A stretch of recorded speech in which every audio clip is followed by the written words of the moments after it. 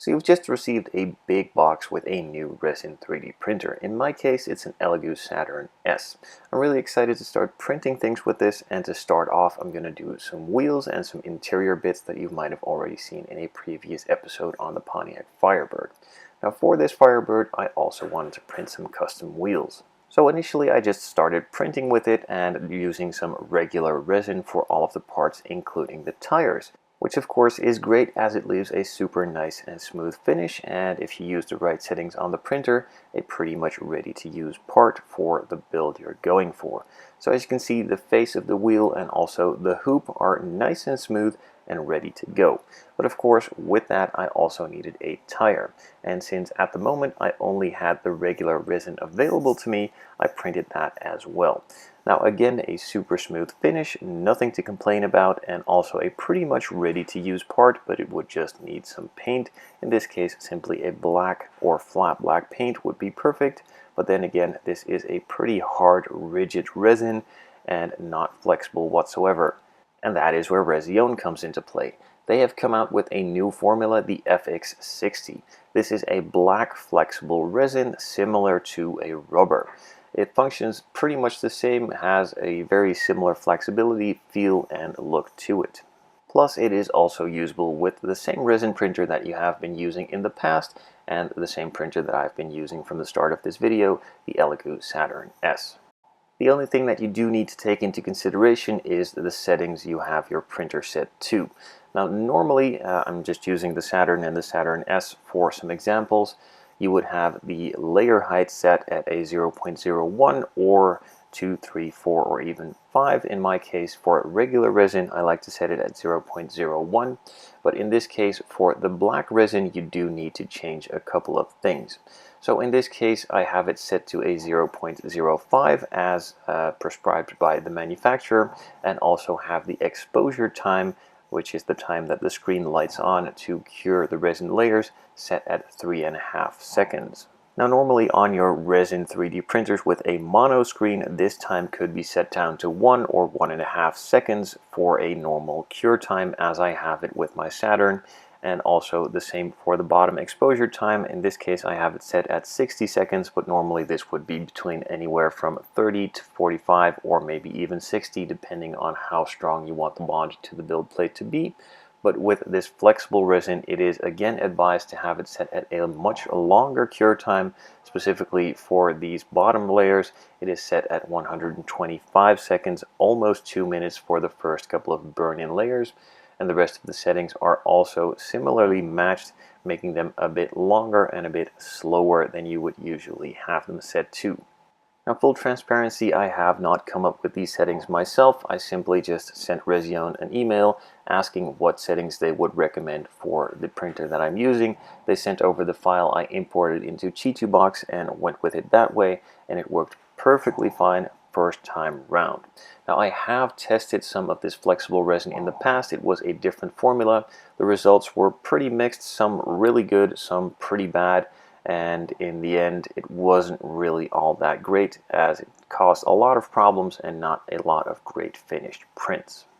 However, with this new formula and the settings that were recommended by Resione, the prints have not failed even once. All of them have completed perfectly fine, left a super nice finish, and of course a flexible part.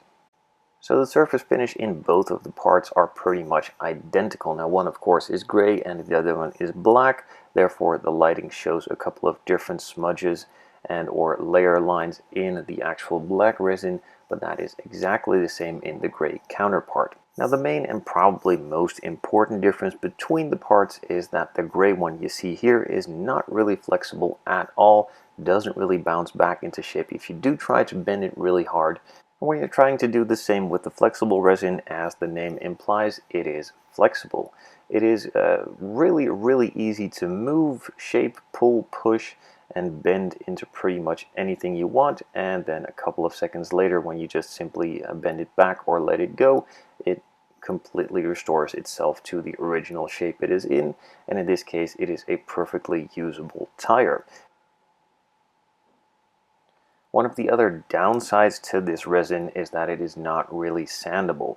So normally with a ABS-like resin that I've used at the beginning of the video, you would be able to cure it and then just simply sand it and give it a nice smooth finish and paint over it as well. But with this being a rubber, sanding it isn't really the ideal option, so the mold lines, or in this case actual supports that are left over, will still remain visible. Now I decided just to put that on the inside of the tire, so once mounted to the model this will not be seen again, but there probably are various other ways of adding supports to these tires to make that less visible. I also tried printing directly on the build plate itself, but that cuts away a little bit of the tire and gives a super flat and weird finish on the inside, which isn't really what you're looking for. As you can see, when putting the other tire for the other side against it, it simply is a straight cut on the edge of the tire, and you want that round or rounded over finish like actual tires have on both sides. So I just decided to add all of the supports around one of the sides of the tire and print that, of course, on the bed itself. And after printing, you can simply just rip that off. You can do this before or after curing. With regular ABS-like resin, it is preferred to do this before curing, as after the curing stage has been completed, the tires or parts are completely rigid, and then therefore the supports are rigid as well, and you can break or damage the part in doing so. And with this being a rubber flexible like resin, the parts simply just bend back into shape and nothing really breaks. It only rips on the part where the support attaches to the tire or part you have printed. Now, depending on the type of design for the tire you have, you can also design a rim inside of the tire acting like a support that then can directly be printed on the build plate, or have various other methods or ways of designing the supports into the tires in a way that they don't really show up all this much, as you can see here.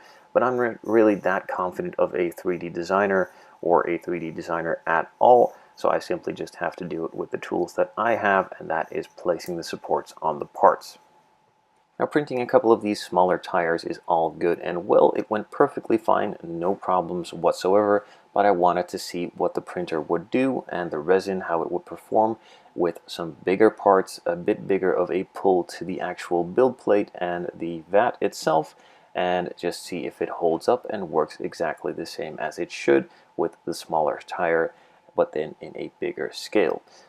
I simply just went to Thingiverse, looked for some RC tires, sort of simply just typed in tire, and found this sort of tubeless, airless, modern looking tire, and I figured that would be the ideal project to see how flexible it is, but also how much I could fit on the build plate itself, and if it would still work the same way it does with the smaller tires. And of course it actually does. It did not have any adhesion problems. I did use a lot of supports as it is a big piece, but I would have done that as well with a normal resin. But in this case, since it is a flexible resin, it is advised to use a thicker support so that it holds on to the part a bit better and that the part doesn't really deform during the printing stage. Again, perfectly finished tire, really nice and flexible, super smooth surface finish on it, and exactly what I was looking for. And also, in this case, more importantly, it is doing exactly what it should do, and that is sadly not always the case.